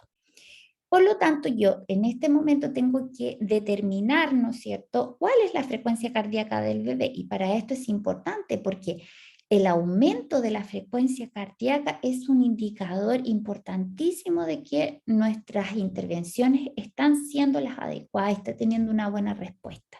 Para eso necesitamos tener un método que sea rápido, pero también que sea confiable, que sea preciso de cómo yo voy a evaluar la frecuencia cardíaca del bebé. Y esto es súper importante. ¿Por qué? Porque ustedes van a ver que algunas personas utilizan esto, que es la medición de la frecuencia cardíaca en la base del cordón umbilical. Esto no es un método recomendable, ya no se hace. Se hacía porque se pensaba que era muy rápido, muy fácil de poder estimar cuál era la frecuencia cardíaca del bebé por los latidos de la base del cordón. Pero hoy en día está fuera de uso porque se dieron cuenta de que no es un indicador confiable ni tampoco es un indicador exacto de cuál es la real frecuencia cardíaca del bebé, ¿ya? Así que usted no lo haga y lo voy a mostrar de nuevo.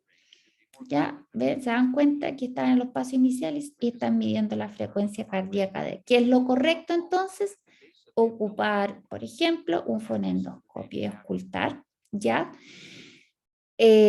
Cuando auscultamos, como no tenemos todo el tiempo del mundo y si mi bebé no ha mejorado, yo tengo 1 minuto para estarle ventilando los pulmones, yo voy a necesitar determinar la frecuencia cardíaca en 6 segundos. Entonces, contamos los latidos en 6 segundos y eso se multiplica por 10. 6 segundos, oye, me quedó pésima, 6 segundos más 12 latidos. No, no hay que ver. Es 6 segundos por 12 latidos por, mi matemática no es lo mío. 6 latidos por, o sea, 6 segundos por 12 latidos, ¿no es cierto? No, esto es multiplicándolo por 10 en 6 segundos. Si yo encontré 12 latidos, lo multiplico por 10 y me van a dar 120 latidos por minuto. Eso es la fórmula y después lo voy a cambiar cuando suba la clase. Bueno, en fin.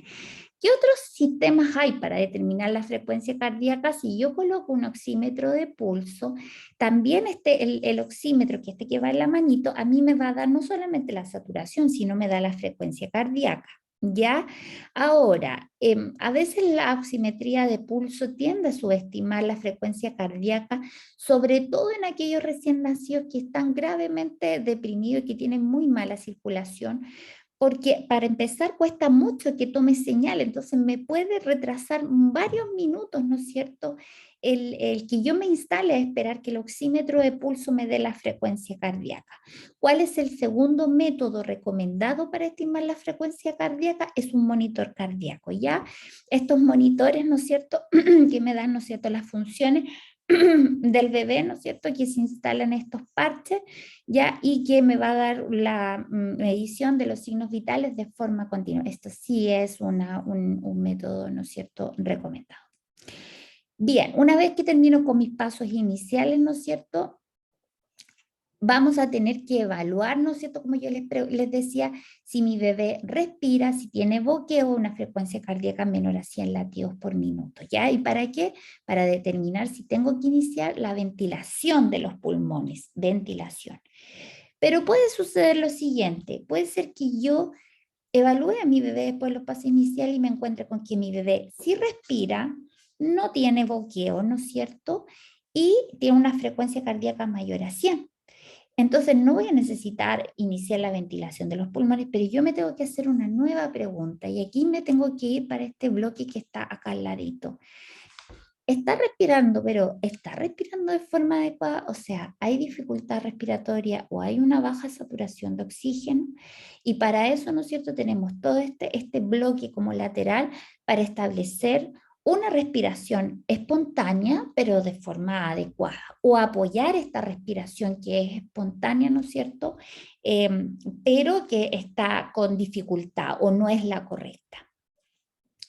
Para eso, si yo me enfrento a un bebé que está respirando, ya, pero no está respirando bien, lo primero que yo tengo que hacer es volver a posicionar la vía aérea, ¿no es cierto?, como lo habíamos visto, y despejar la vía aérea nuevamente, revisar bien, porque a lo mejor si no habíamos aspirado secreciones, volver a revisar si hay secreciones que obstruyen la vía aérea y despejarla con una pera de goma.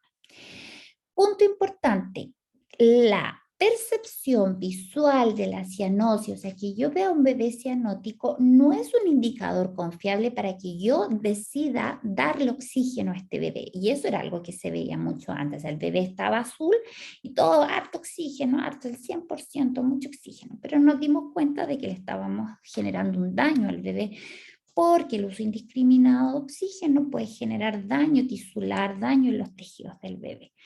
Por lo tanto, ¿no es cierto? Además, sabemos, como yo les decía, que el bebé viene con una saturación del 60% de la vía intrauterina y que para alcanzar niveles sobre el 85-90% de saturación se va a tardar como 10 minutos en lograrlo. Por lo tanto, mi percepción visual de que un bebé está cianótico, sobre todo entre los 10 minutos, tiene cero validez. Y es por eso que nosotros necesitamos colocar un oxímetro de pulso. Ahí yo les coloqué entonces que no hay ningún beneficio, ¿no es cierto?, en la supervivencia del bebé si utilizamos o 100% o 21% de oxígeno, ¿no es cierto? Por el contrario, hay mayor mortalidad a corto plazo con el oxígeno, con el uso de oxígeno al 100%. Por lo tanto, nosotros lo que necesitamos en este minuto es instalar un oxímetro de pulso. ¿Ya? ¿Cómo se instala y dónde es la única forma correcta de instalar la sonda, ¿no es cierto? Es en la muñeca o en la palma de la mano derecha. A eso se refiere con circulación preductal. No sirve mano izquierda, pie derecho, pie izquierdo, porque yo he visto el oxímetro instalado en todas las partes del cuerpo a vibrar, pero no, la única que es correcta es la, ¿no es cierto?, muñeca o mano derecha. Y una vez de que yo tengo instalado esto, me va a empezar a registrar, como ven aquí, ¿no es cierto?, cuál es la saturación. Esto yo tengo que tenerlo, idealmente aprender es súper fácil, se dan cuenta, va aumentando por minuto de 5 en 5 hasta los 5 y después de ahí en adelante hasta los 10, ¿no es cierto?, de 85-95%. Ojo, nuevamente, si mi bebé tiene 3 minutos de vida y tiene una saturación de un, no sé, entre un 70 y un 75, 72, 73, 74, 75, está perfecto, no necesita oxígeno. Aunque esté cianótico, versus 3 minutos y está saturando 62, 65, 66, no estamos dentro del rango de los 3 minutos y por lo tanto sí puedo comenzar con el aporte. Y esto es progresivo, o sea, no es que esté al 21% y yo le aumento al 100%. Esto va de a poco y voy evaluando minuto a minuto cómo se va comportando la saturación de mi bebé, ¿ya? Bien, aquí podemos ver, ¿no es cierto?, para entregar oxígeno vamos a necesitar una red de aire, una red de oxígeno que está en la mayoría de los hospitales, y si no, hay balones, hay cilindros ya de oxígeno y cilindros de gas. Estos deberían ir conectados, ¿no es cierto?, a un mezclador, que es el que está aquí. Si se dan cuenta, la línea amarilla es el aire y el oxígeno que viene al 100% es la línea verde. Estos pasan por un mezclador que su función, como lo dice su nombre, es mezclar, ¿ya? Mezcla el oxígeno con el aire y va generando distintas concentraciones. Y aquí yo parte del 21%, pero se extiende hasta el 100%, entonces ahí yo le voy a ir aumentando. Este dispositivo va conectado a un flujómetro, que es la velocidad con la que sale el gas. ¿Ya? Para que no confundan concentración de oxígeno con el flujómetro, ¿ya? O el mezclador con el flujómetro. El mezclador mezcla las concentraciones, como que diluye el oxígeno. Y el flujómetro es la velocidad con la que sale este gas, ¿ya? Mezclado. Ya que tiene que estar fijado 10 litros por minuto. Ya, ¿cómo yo puedo entregar a los bebés que necesiten oxígeno, no es cierto? Uno es con la tabuladura del mismo, este mismo circuito. Voy a retroceder un segundo. Ya como ven, aquí está todo conectado, ahí le están regulando el mezclador, ahí están regulando el flujómetro que queda fijado ahí, ven, le abre la perillita y sube esta bolita hasta los 10 litros por minuto, ¿ya? Y esto, ven, lo vamos a dejar aquí porque la niña en algún minuto conecta la tabuladura de oxígeno que va ahí, esa que está ahí, que la conecta, ¿no es cierto?, al flujómetro. Esa misma se puede ocupar para darle oxígeno al bebé cerca de la carita, ocupan la mano así como si fuera como una mascarita y la dejan cerca del rostro del bebé. Recuerden que estamos hablando de bebés que están respirando de forma espontánea.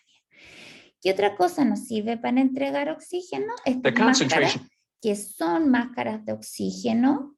Ay, me falla la tecnología, le quiero bajar ahí el volumen. Ya, estas son máscaras de oxígeno que van presionadas contra la cara y eso es importante porque es una máscara de oxígeno. hay otros dispositivos que ocupamos para también ventilar los pulmones, pero que no vamos a poder apoyar en la cara porque yo le voy a dar presión y va a entrar aire por presión. Y aquí lo que yo estoy otorgando es oxígeno, ¿ya? Entonces, solo en este caso de máscara de oxígeno, yo puedo apoyar la máscara de oxígeno sobre la cara. Es una máscara que va conectada a ese como tabuladura o silicona que va conectada al flujómetro.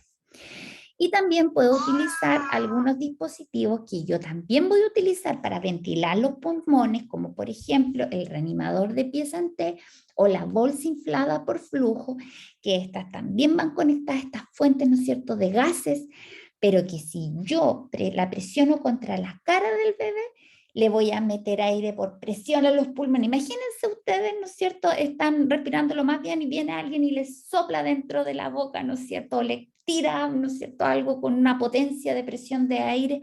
Ustedes se van a ahogar. Ya, no necesitamos entregar presión de aire, estamos entregando oxígeno. Por lo tanto, estas máscaras no se presionan contra la cara, quedan solamente cerca del rostro para que llegue, ¿no es cierto?, como este aire con este aporte de oxígeno que estamos dando, ¿ya? A flow inflating bag can be used to Ahí deliver. pueden observar, ¿no es cierto?, que va solamente cerca del rostro. Bolsa inflada por flujo o dispositivo reanimador de pies en T. Ahora, ¿qué pasa? Ahí tenemos el otro dispositivo con el que también podemos dar ventilación a presión positiva, que es Oxygen enters a la bolsa autoinflable, ¿ya? Pero en este caso, este dispositivo tiene como una salida de aire, ¿ya? Y a esta salida de aire, entonces va a pasar que dos cosas. Una, si la coloco cerca de la cara del bebé, el oxígeno que viene se va mezclando porque tiene esta entrada de aire. Y segunda cosa, que aquí hay una válvula, entonces yo tendría que estar como apretando, ¿no es cierto?, la bolsa para que salga algo de presión. Entonces, la verdad es que desde la máscara no se puede dar oxígeno.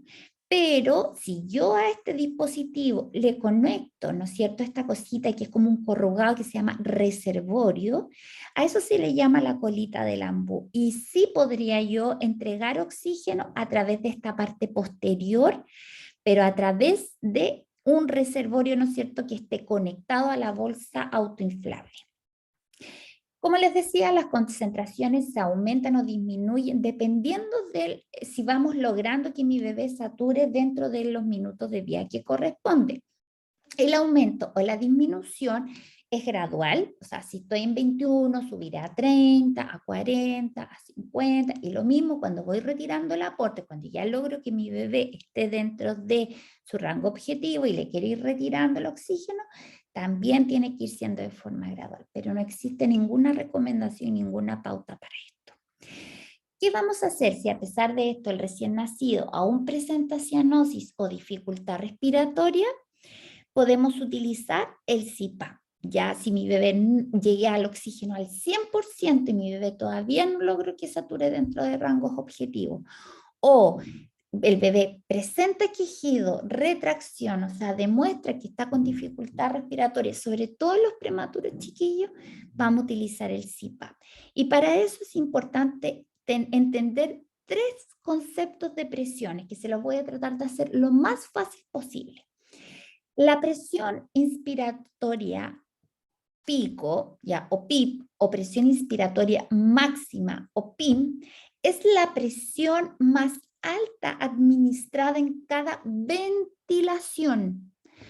¿A qué me refiero con ventilación? Que yo ocupo un dispositivo para generar esto. ¿Ya? Ahí estamos ventilando los pulmones, ingresamos presión para generar de forma mecánica la respiración del bebé. ¿Se entiende? Ya, esta presión máxima que yo voy a dar a través de una bolsa autoinflable, una bolsa inflada por flujo o un dispositivo, un reanimador de pies en T, ya inicia con una ventilación, la debemos iniciar fijándola más o menos entre 20 y 25 centímetros de agua de presión. ¿Cuál es el máximo? Porque después vamos a ver que podemos subir esta presión. ¿Cuál es la máxima presión? La máxima presión, la presión inspiratoria máxima es de 30 a 40 centímetros de agua. ¿Cuál va a ser la presión inspiratoria pico o presión inspiratoria máxima? Es esta, es la que me genera esto. Infla los pulmones. Por lo tanto, tiene una presión máxima, porque si no le podemos, ¿no es cierto?, generar un daño al pulmón, ya por trauma, ya por volumen, ¿ya? Entonces, ¿cuál es la presión inspiratoria máxima? La que yo al presionar ¿no es cierto?, utilizar este dispositivo de ventilación me genera el llenar los pulmones. Ahora, ¿cuál es la presión positiva al final de la expiración o PIP? Es la presión que va a quedar dentro de los pulmones, porque ustedes saben que el pulmón no se desinfla por completo cuando yo exhalo. Siempre queda un pequeño volumen residual dentro del alveolo.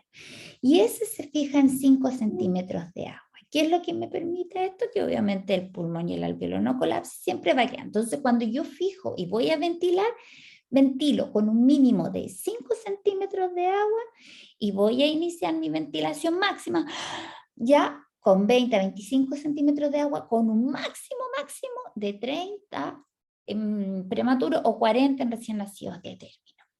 Otro concepto importante de presión es el CPAP.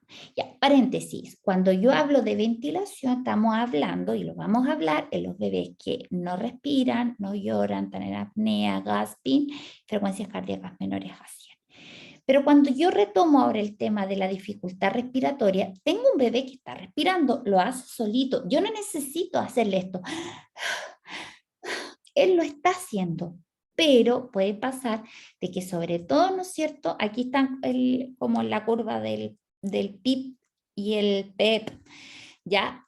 ¿Qué pasa? Aquí abajo tengo una imagen de los alveolos, ¿no es cierto? ¿Qué pasa y sobre todo los prematuros? Tienen déficit de surfactante y por lo tanto es más fácil que el alveolo tienda a colapsar después de cada respiración. Y eso dificulta que el bebé pueda respirar bien. El CPAP es una pequeña presión de aire para mantener el alveolo correctamente expandido en cada respiración, ¿ya?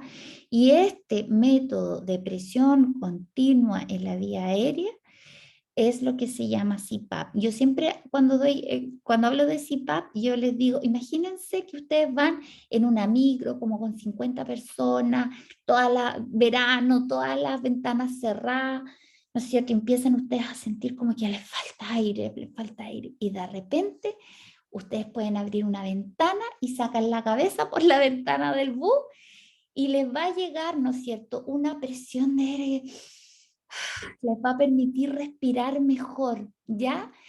Eso es como si yo pudiera explicarle con las palabras más sencillas lo que es un CPAP. Ustedes están respirando, ¿ya? Pero esta pequeña presión de aire que logra entrar a su vía aérea les permite respirar mejor, ¿ya? Bien, entonces el CPAP es un método de apoyo respiratorio que usa una baja presión de gas de forma continua, ya en la vía aérea.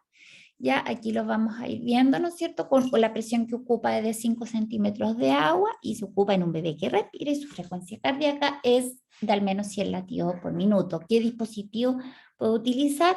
¿No es cierto? El reanimador de pies en T, la bolsa inflada por flujo. Ya aquí se ve en reanimador de pies en T, es importante porque aquí solamente colocan la mascarita sobre la cara, dice un prematuro, sobre la cara del bebé, sin activar esta parte, ¿no es cierto?, que tiene como un orificio, por decirlo, ¿no es cierto?, que yo al bloquearlo, la presión que le voy a dar va a ser la máxima. Y le voy a expandir los pulmones al bebé, así que no, yo estoy dando la presión mínima, ¿no es cierto?, la presión continua en la vía aérea, una presión baja, ahí están, eso es oxígeno, administrando oxígeno, ¿ya? Así que ojo con el CPAP. Y si no mejora, si a pesar de todo eso mi bebé sigue con dificultad respiratoria y llevo varios minutos con CPAP, mi bebé es prematuro y de verdad le cuesta mucho respirar, ¿se puede probar con ventilación a presión positiva? Sí, se puede ayudar, ¿no es cierto?, dando algunas ventilaciones que habitualmente lo que ayuda es a movilizar a veces, ¿no es cierto?, el líquido que queda en los pulmones y en el alveolo, ¿ya? Eso. Pero ¿en quiénes se va a usar? Cuando ya el oxígeno no me funcionó y cuando ya no me funcionó, pero tengo un bebé respirando con una frecuencia cardíaca mayor a 100. Si mi bebé cuando yo logro tener una buena respiración de mi bebé, no es una respiración adecuada, logré el rango objetivo, ya no presenta dificultad respiratoria, mi bebé debe tener cuidado por reanimación. Eso implica que se irá al aneo, dependiendo de las condiciones en las que esté, o quizás incluso podría irse, ¿no es cierto?, con su madre, pero tiene que haber una vigilancia especial, quizás a lo mejor una secuencia de saturación, una vigilancia más estricta, toma de exámenes, etc. Bien, ventilación. Ya ahora nos vamos a pasar a la última parte que vamos a ver hoy día, a la parte de la ventilación a presión positiva. Ya lo que vimos fue dificultad respiratoria, pero ahora nos vamos a ir por la línea en donde mi bebé no respira, no, o tiene boqueo, o tiene una frecuencia cardíaca menor a 100. Si esto es así, yo debo iniciar la ventilación a presión positiva. O sea, ¿qué es lo que voy a generar yo? La respiración del bebé de forma mecánica. ¿Ya? Entonces, ¿qué es lo que vamos a hacer aquí? Ya, esto es importante. El paso más importante, ya, o el procedimiento más importante que yo debo garantizar en los bebés, un bebé que nace deprimido, es la ventilación de sus pulmones. ¿Por qué? Porque la causa de necesidad de reanimación en los bebés es la asfixia. Es la asfixia. Y aquí, entre paréntesis, eso es lo diferente con los adultos, porque en los adultos, cuando yo le haga lo de reanimación de adulto en algún minuto, ¿no es cierto? O si ya se los hice, el adulto requiere reanimación cardiopulmonar, pero principalmente nos basamos en las compresiones torácicas, porque las causas habitualmente son cardíacas, son circulatorias, ya el infarto, la trombosis, qué sé yo. En cambio, el bebé está asfixiado, ya esa es su principal causa, ya, y por lo tanto ventilar los pulmones es la medida más importante en la reanimación de los bebés. Y esto yo me tengo que asegurar, desde que nace mi bebé asfixiado, tenemos 1 minuto para estarle ventilando los pulmones. Me aguante la respiración 1 minuto, a ver cómo les va, ya. Entonces, tengo que estar ventilando los bebés, ¿no es cierto?, antes del minuto de vida. O sea, ojo, sin saltarme nada de lo que vimos antes, los pasos iniciales, no me los salto, ¿ya? Pero si yo realizo los pasos iniciales y después de que lo evalúo, mi bebé no respira, frecuencia cardíaca menor a 100, me tengo que iniciar inmediatamente la ventilación de los pulmones, ¿ya? Bien, ahí están entonces las indicaciones. Ya recuerden que el PEP, vamos a fijar nuestros dispositivos con los que voy a ventilar en 5 centímetros de agua, el máximo inicio con 20 a 25, pero puedo subir, ¿no es cierto?, más presión si no estoy ventilando bien a mi bebé, con un máximo de 40 en los bebés de término y de 30 en los prematuros, con el flujo de gas a 10 litros por minuto. Antes de iniciar la ventilación a presión positiva, es importante de que si yo estoy solo, tengo que pedir ayuda. Ya, si habemos 2 personas, yo, por ejemplo, matrona, inicio la ventilación y mi TENS irá a pedir, ¿no es cierto?, yo, porque yo visualizo de que voy a necesitar una reanimación avanzada. Tengo que tener una máscara conectada a mi dispositivo, lo vamos a ver de inmediato, de forma adecuada, ¿no es cierto?, una máscara que me logre generar un sello hermético, porque estamos trabajando con flujos de gases, por lo tanto no me sirve de que yo tenga una máscara y que se me pierda, ¿no es cierto?, la presión de gas o de aire, ¿no es cierto?, por todas partes. Tiene que quedar sellado para que ese flujo de gas entre a los pulmones. Estar seguro de que la vía aérea está despejada, porque si tengo la boca llena de secreciones o de meconio, ¿no es cierto?, de seguro le va a costar mucho más, ¿no es cierto?, ingresar ese gas a los pulmones o me va a terminar de obstruir aún más la vía aérea. La posición, tengo que asegurar que mi bebé esté en una posición del olfateo. Esto lo voy a lograr levantando muchas veces un poquito la mandíbula para alcanzar esta posición, y la persona que va a ventilar tiene que ubicarse en la cabeza, ¿no es cierto?, de la cuna de reanimación, ¿ya? Bien, con respecto a las máscaras, hay de distintos tipos. Estas máscaras son las que van conectadas al dispositivo que va a generar la ventilación de los pulmones. Existen máscaras, ¿no es cierto?, que tienen borde acolchado, otras que tienen un borde, ¿no es cierto?, sin este acolchado. Hay máscaras redondas como las que están aquí abajo. Hay máscaras anatómicas que son estas que tienen como con la forma de la nariz y el mentón. Hay tamaños pequeños para prematuro, hay tamaños más grandes para recién nacidos de término. Lo importante es que la máscara me debe cubrir mentón, boca, nariz, y esa es la forma correcta de posicionarla también. Mentón, boca, nariz. Así se coloca la máscara. Importante cuando uno coloca la máscara es que no debe cubrir los ojos, como se ve aquí en la parte de arriba, ¿no es cierto?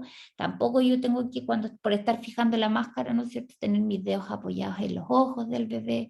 Ya tampoco tengo que estarla ahí apretando la garganta, tener como cuidado. Es una presión súper controlada solamente para que no se escape el gas.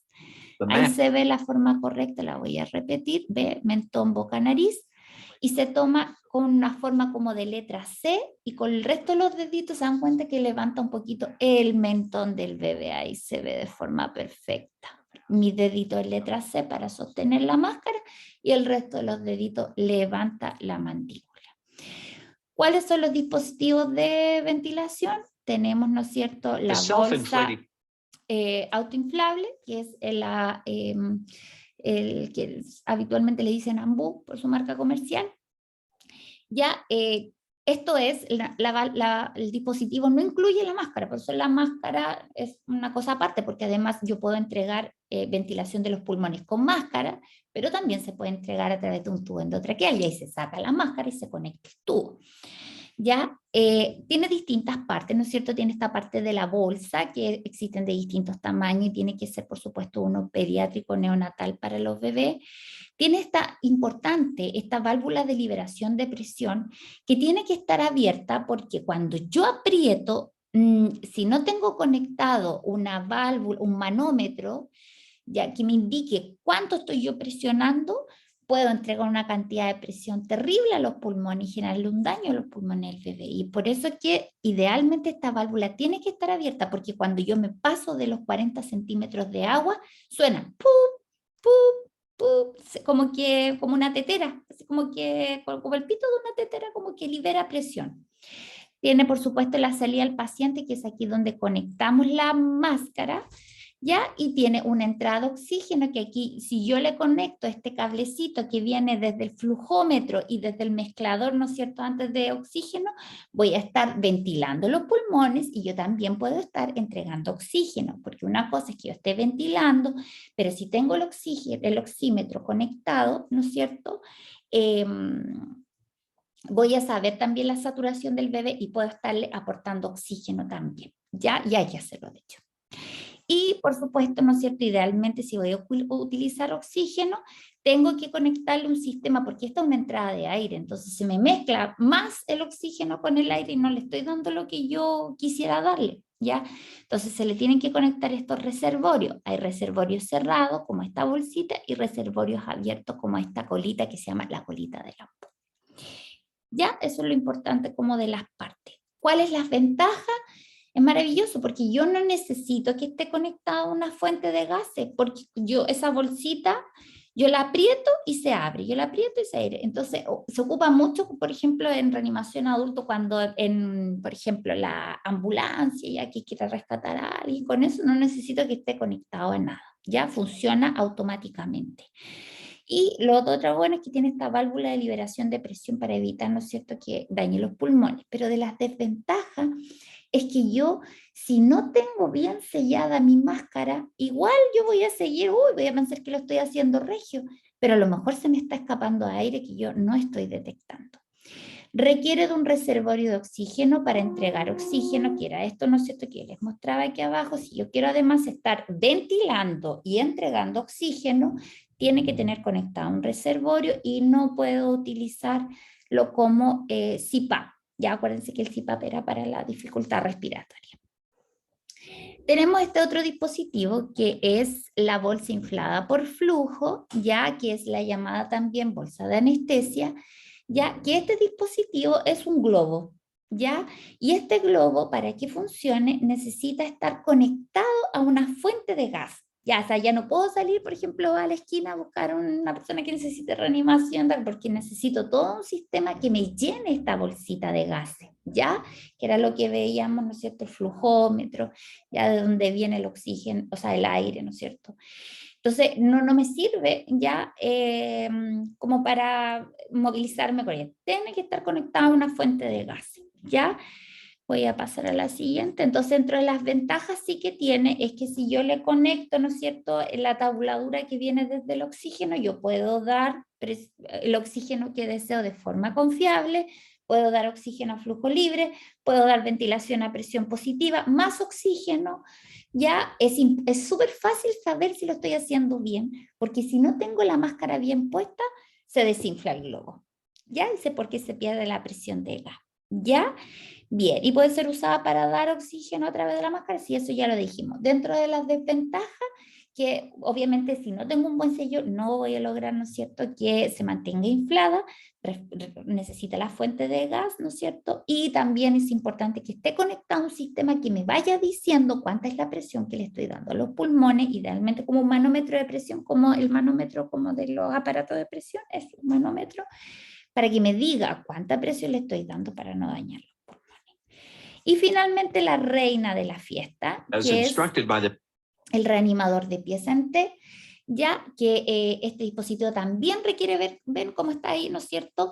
También necesita estar conectado al sistema, ¿no es cierto?, de aporte de gases, ¿no es cierto?, a través de un flujómetro, idealmente con un mezclador, para ir entregando, ¿no es cierto?, el gas ya para ventilar los pulmones. Ya ahí están preparándolo antes y se está viendo, miren. Cuando, le quiero mostrar aquí, esto todo, les tengo videos de todo. Ya, miren, cuando presiona la tapita, ya que aquí en esta parte, este es el reanimador en realidad empieza en T, porque esto es el NeoPAF, que es como el circuito de control de presiones. El reanimador es esto, por eso se llama en T, ¿ven? Tiene forma de T. Cuando esta persona presiona, aquí hay un orificio de esta tapa, la presión que yo le voy a dar al bebé va a ser el PIP, la máxima. Yo al ocluir hago así. Le hacen así los pulmones al bebé, pero llenos de aire, ¿ya? Cuando yo lo suelto, miren, y aquí les voy a mostrar, cuando ella lo suelta, a ver si lo atrapo, ahí, ahí. Cuando ella soltó ese tapón, como está el dedito aquí, la presión llega a 5, que es la presión, ¿no es cierto?, al final de la expiración, cuando estoy haciendo... Pero igual, si yo no tapo esa tapita, ¿ya? Y coloco esto sobre la cara del bebé y la presiono, voy a estar dando 5 centímetros de agua. O sea, en un bebé que llora, que respira, pero tiene dificultad respiratoria, esto mismo se llama CPAP. ¿Ya? Bien. La ventaja es que yo fijo con anticipación cuánta presión le voy a dar. Ya en comparación con las anteriores, o que tiene que haber un manómetro, tengo que tener cuidado, que no tengo que apretar muy fuerte, que tiene que estar la válvula de liberación de presión. Aquí yo fijo en el NeoPAF previamente, ya como les estaba mostrando y estaba haciendo esta señora, ella fijó las presiones con las que quería trabajar y yo voy aumentando y disminuyendo las presiones máximas sobre todo, y también el PEP también se puede regular. Uno lo regula y eso es fantástico. Entonces tengo una presión súper controlada que le estoy dando de ventilación a los pulmones. Ya puedo dar oxígeno al 100%, al 21, al 30, depende, por supuesto, que el flujómetro, ¿no es cierto? O sea, perdón, el mezclador, dependiendo a cuánto yo lo fije, y además no produce cansancio en la persona que está ventilando, porque está todo el rato así, ¿no es cierto?, ventilando, puede generar que mi procedimiento deje de ser eficaz en algún minuto porque se me cansa el brazo. Todo eso está estudiado. Las desventajas, ¿no es cierto?, que va a requerir siempre de que también estemos conectados a una fuente de gas. Hay que fijarnos, ¿cierto?, previamente, o sea, no me sirve de repente si en 3, 2, 1 no es una guagua y si no tengo fijadas las presiones va a ser un poco complejo porque hay que fijar las presiones antes de... Y en ese caso, a lo mejor una ambus, si necesito hacer algo muy rápido, va a ser una mejor opción. Es más difícil cambiar presiones cuando si estoy solo y estoy yo ahí y quiero aumentar y entre que fijo la máscara y ya. O sea, idealmente se puede hacer, pero tiene que haber alguien ahí ayudándome con eso. Y si yo estoy ventilando, ¿no es cierto?, cuando presionaba el dedito y daba el PIN, ¿no es cierto?, la presión máxima, ¿no es cierto?, se me queda el dedo pegado y está todo el rato así. Entonces, por eso dice que tiene riesgo de inspiración prolongada. Cuando yo estoy ventilando, chiquillos, ventilando, ¿puedo estar aportando oxígeno? Ya lo dije, sí. En los menores de 35 semanas, yo puedo, o sea, en los mayores de 35 semanas, yo puedo ventilar los pulmones con aire ambiental, sí. Podría ocupar el ambú sin estar conectado a oxígeno y estaría perfecto. inicialmente. ¿Ya? Pero los menores de 35 semanas, las recomendaciones dicen que iniciemos de 21 o un poquito más, ¿no es cierto?, del 30%. Ya, ¿cómo debe entregarse la ventilación de los pulmones? Aquí lo tengo, ¿ya? Se deben realizar de 30 a 40 ventilaciones en un minuto. Aquí están ventilando y el ritmo de ventilación debería ser el siguiente. Ventila, 2, 3, ventila, 2, 3, ventila, 2, 3, ventila, 2, 3, ventila, 2, 3, ventila, 2, 3, ventila, 2, 3. Ahí se ven los distintos dispositivos, cómo se está utilizando para realizar la ventilación. Ya, ¿cómo vamos a ventilar? Yo sé que me he pasado extensamente, voy a tratar de apurarme, me quedan como 3 diapos. Ya, lo primero, cuando yo voy a establecer, entonces voy a iniciar mi ventilación, lo primero, 1, pido ayuda, ya le digo a mi TENS que solicita ayuda. 2, le voy a solicitar a la persona que me está asistiendo, hay que colocar un oxímetro de pulso siempre, inmediatamente cuando se inicia la ventilación. Y 3, voy a iniciar con mi ventilación con los dispositivos que ustedes ya están viendo. Y le voy a decir a mi TENS, ocúltame la frecuencia cardíaca a los 15 segundos después de haber iniciado la ventilación. Y comienzo. Ventila, 2, 3, ventila, 2, 3, ventila, 2, 3, ventila, 2, 3. Habitualmente son como 5 ventilaciones y debe ella auscultarme la frecuencia. Y aquí es importante porque cuando yo decidí ventilar, se supone que tenía a lo mejor una frecuencia cardíaca menor a 100 o mi bebé no estaba respirando. Entonces, si yo, por ejemplo, les digo que cuando yo decidí iniciar la ventilación, mi bebé tenía, no sé, 70 latidos por minuto, y le hice estos primeros 15 segundos, ventila 2, 3, ventila 2, 3, ventila 2, 3, y a los 15 segundos mi TENS o la persona que me está asistiendo me dice, ahora tiene 90 latidos por minuto. Eso significa que la frecuencia cardíaca está mejorando. Por lo tanto, yo di 15 segundos de ventilación efectiva y eficaz y por lo tanto debo completar con otros 15 segundos para que se completen 30 segundos de ventilación a presión positiva. 15, que fueron excelentes, más 15 más. Esa es la primera opción. Segunda opción, va a pasar de que yo tengo esto, empecé a ventilar, ¿no es cierto? Y el bebé lo ventilé porque tenía una frecuencia cardíaca en 70 latidos por minuto. Nuevamente empiezo, ventilo 2, 3, ventilo 2, 3, ventilo 2, 3, ventilo 2, 3, y le digo mi TENS, oculte la frecuencia cardíaca. Y entonces ella me va a decir, mire, sabe que tiene los mismos 70 o ahora tiene 60 latidos por minuto. O sea, no mejoró la frecuencia cardíaca. Y aquí viene una segunda pregunta, o sea, una siguiente pregunta que yo le voy a hacer a mi TENS. Revisa ya si el tórax se está movilizando, porque eso me va a indicar de que efectivamente yo estoy ventilando los pulmones. El problema es que mi guagua probablemente está muy deprimida, ¿ya? Está muy comprometida. Entonces, si ella me dice que sí está entrando aire a los pulmones, porque ella ausculta y escucha que entra, ¿no es cierto?, aire, y además ella visualiza que se expande el tórax, entonces yo me quedo tranquila, porque yo estoy ventilando bien, el problema es la guagua, ¿ya? Entonces, di 15 segundos, ¿no es cierto?, y voy a completar con 15 segundos más, que lo estoy haciendo de forma efectiva, pero no están siendo eficaces. ¿Ya? Pero yo lo que tengo que dar son 30 segundos de ventilación a presión positiva que expande el tórax, que ingrese el aire a los pulmones. Y voy a tener la tercera opción, la misma guagua, volvemos para atrás en el tiempo, cuando yo decidí iniciar ventilación a presión positiva, tenía 70 latidos por minuto, ya que es la opción 3 de acá. Entonces pasaron los ventilados 3, los primeros 15 segundos, ventilados 3, ventilados 3, ventilados 3, y a los 15 segundos ya yo le pregunto a mi TENS, a mi asistente, a ver, ve la frecuencia cardíaca, y me dice, no ha mejorado, 70 o menos. Entonces yo le voy a decir, revisa si está ingresando aire a los pulmones, si se mueve el tórax, ya, y si se escucha que ingresa aire.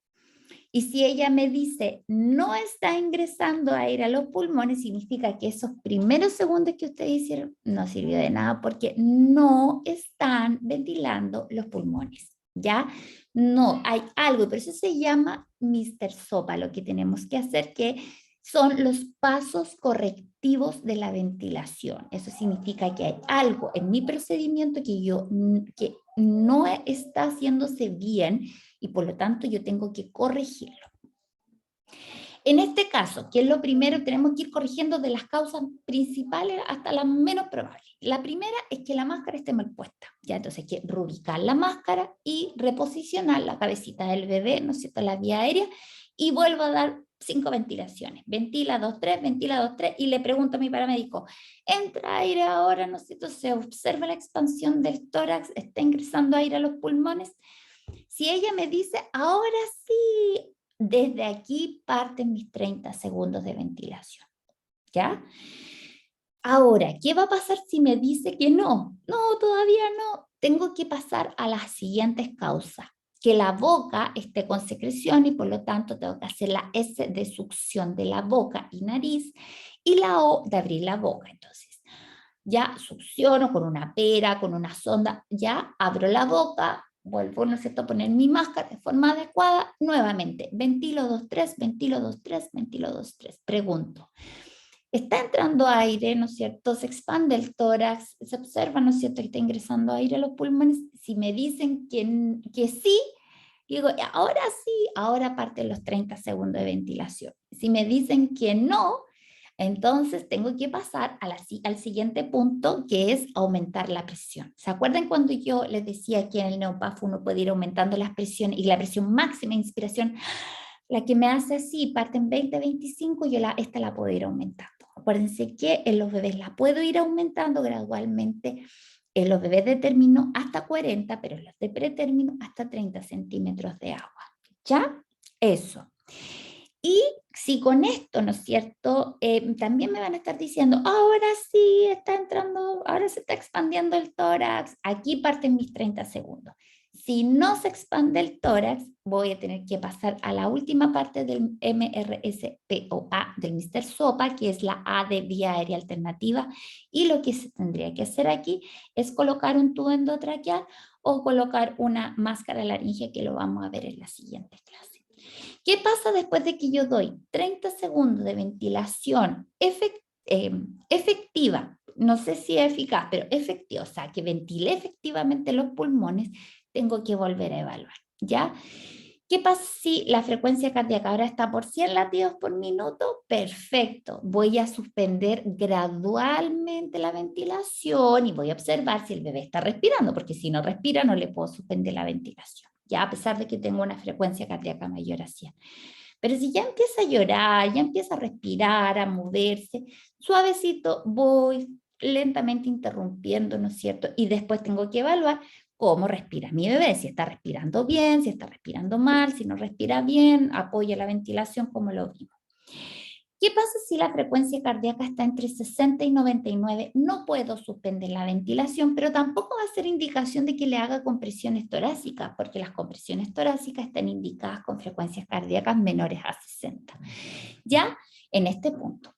Ya, por lo tanto, si mi bebé tiene entre 60 y 99 latidos por minuto, debo continuar. Y siempre, siempre, siempre reverificando si estoy ventilando de forma adecuada los pulmones. ¿Ya? ¿Y qué pasa si tengo una frecuencia cardíaca menor a 60 latidos por minuto? Reevalúo nuevamente si estuve ventilando bien. Si no estuve ventilando bien, o sea, si me di cuenta que perdí en algún minuto esta ventilación que estaba haciendo adecuada, hago el Mr. SOPA, ¿no es cierto? Vuelvo a ventilar al bebé de forma correcta. Si no había necesitado colocar un tubo endotraqueal, una vía aérea alternativa, es el momento de realizarlo. El oxígeno en este momento sube el 100%, chiquillo. Ahora sí, como cuando uno sube el volumen del equipo de música al 100%, ¿no es cierto? El oxígeno, porque estamos hablando aquí de una hipoxia importante que ha generado una deprivación en el músculo cardíaco principalmente, y ese corazón necesita oxígeno para poder funcionar, e iniciamos las compresiones torácicas.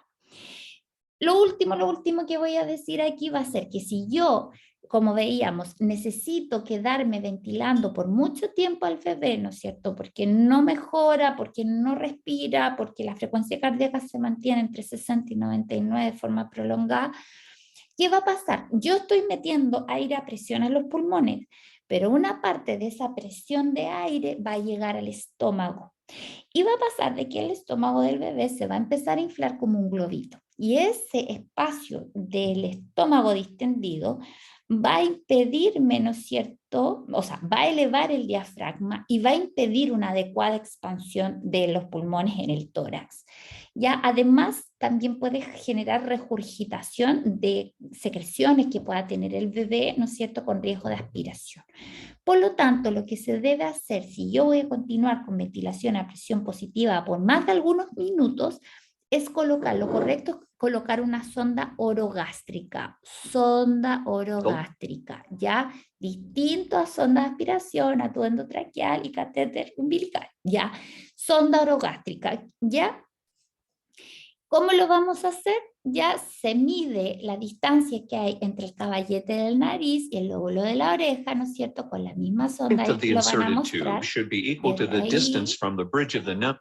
bien, ¿no es cierto? Hasta el lóbulo de la oreja. Y desde ahí, desde el lóbulo de la oreja, hasta el punto medio que hay entre el proceso del apéndice sifoide, que es como esta última parte del esternón, y, ¿no es cierto?, y el ombligo y el punto medio que hay entre medio, ¿no es cierto?, va a ser, ¿no es cierto?, el punto de medición. ¿Ven? Ahí, y de ahí va hasta ahí, el punto de, ahí está el apéndice sifoide, ¿no es cierto? Y el ombligo ahí va a ser, ¿no es cierto? A esto, una vez que yo la tengo instalada, luego de que la mido, se introduce, ¿no es cierto?, por la boca, rápidamente se introduce, ¿no es cierto?, según la medida, se coloca nuevamente el dispositivo de ventilación sobre la cara y se sigue ventilando y se conecta a una jeringa y se aspira el contenido que hay en el estómago. Se aspira, si sale secreción, aire, lo que salga.